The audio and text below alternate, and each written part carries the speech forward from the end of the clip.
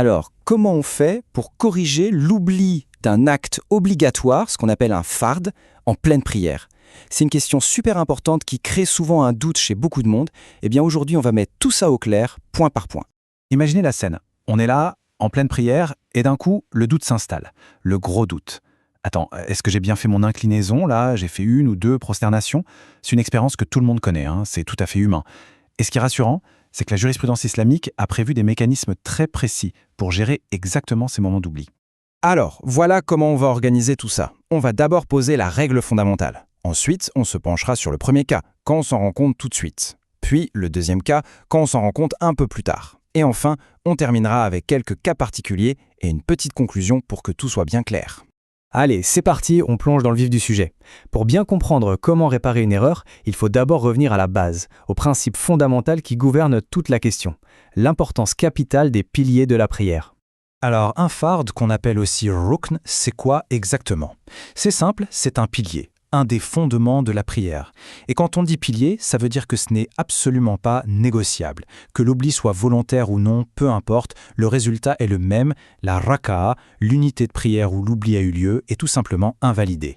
Et là, attention, il faut vraiment faire la différence entre un fard et une sunna. Ce n'est pas du tout la même chose. Si on oublie un acte qui relève de la sunna, de la tradition, c'est assez simple, on peut compenser ça avec les 2 prosternations de l'oubli. Mais pour un fard, ce pilier obligatoire, oubliez ça, ça ne suffit absolument pas. Il faut une action physique, il faut carrément reconstruire ce pilier qui manque.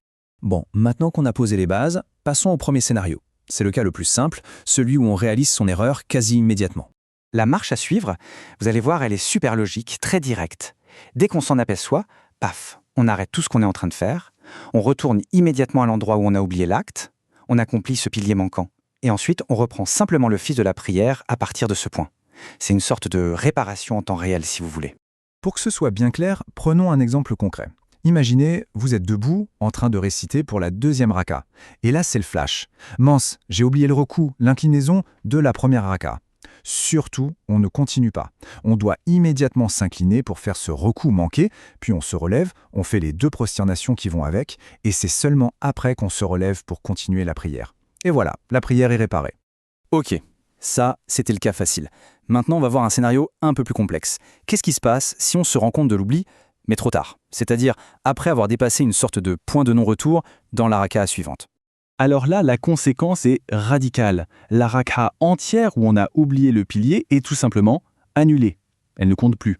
Et ce fameux point de non-retour, c'est justement l'inclinaison, le recoup de la raka'a d'après. Pourquoi? Eh bien, c'est assez logique. En s'inclinant, on commence à nouveau pilier du même type.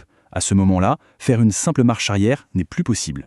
Ok, mais concrètement, comment on gère ça? C'est simple. La raka'a qui a été défectueuse, on l'annule. On la met de côté. Elle ne compte pas. Et celle qu'on est en train de faire, eh bien, elle prend sa place. Par exemple, l'oubli a eu lieu dans la première raka'a. On s'en rend compte pendant la deuxième. Hop, la deuxième devient la première. On termine sa prière en se basant sur ce nouveau décompte. Et là, le point hyper important, c'est que les prosternations de l'oubli se font après le salut final.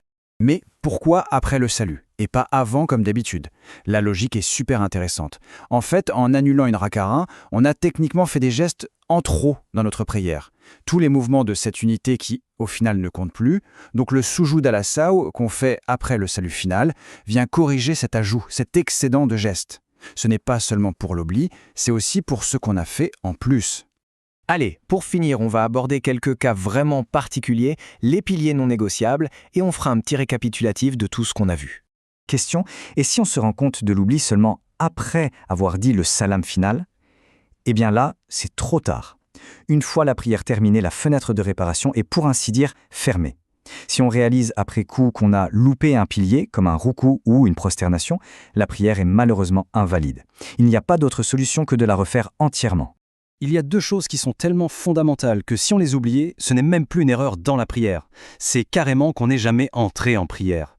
Ces 2 choses, c'est l'intention et le Allahu Akbar du début. C'est la clé dans la serrure et le tour de clé qui ouvre la porte. Sans ça, on reste sur le palier. Du coup, il n'y a rien à réparer, puisque l'acte de prière n'a techniquement jamais commencé. Donc pour résumer, si on doit retenir les règles d'or, ce serait ça. Un pilier oublié, on doit le rattraper physiquement. Si on s'en rend compte trop tard, la raka'a est annulée et celle en cours la remplace. Et dans ce cas, le sujoud al-saw, c'est impérativement après la prière. Et bien sûr, le plus important, pas d'intention ou pas de takbir du début, pas de prière du tout. Finalement, quand on regarde tout ça, on peut se poser une question. Qu'est-ce que ces règles, qui peuvent paraître complexes, nous apprennent vraiment ?